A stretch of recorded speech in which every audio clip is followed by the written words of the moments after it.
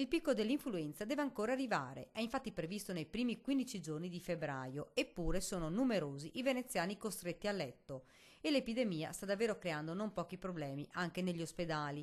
Ad Ollo i medici, ci ha spiegato il direttore generale Gino Gumirati, sono stati costretti in urgenza ad adibire ulteriori posti medici togliendoli ai posti chirurgici per far fronte alla situazione. I ricoveri sono legati al fatto che le complicanze, quelle respiratorie prevalentemente, sono cose pericolose per la salute, quindi anche alcuni sono anche ricorsi al ricovero in rianimazione per l'assistenza respiratoria.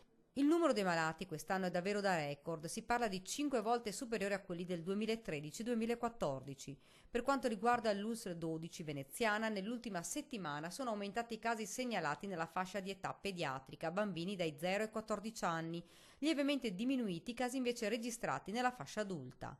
La vaccinazione ha fatto la sua parte e rispetto agli altri anni sono stati meno i cittadini che si sono sottoposti alla profilassi.